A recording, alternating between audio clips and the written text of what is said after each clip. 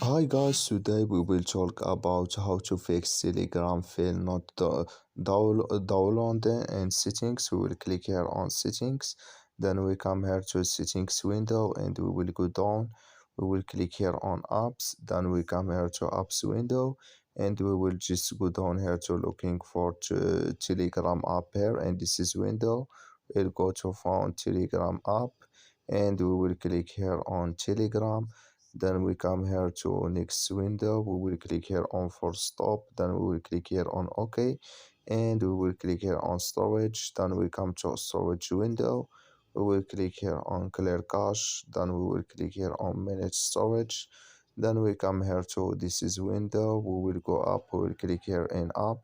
Then we will just click here on clear local and you go to Play Store and you update your app, Telegram app, and it's going to work with you.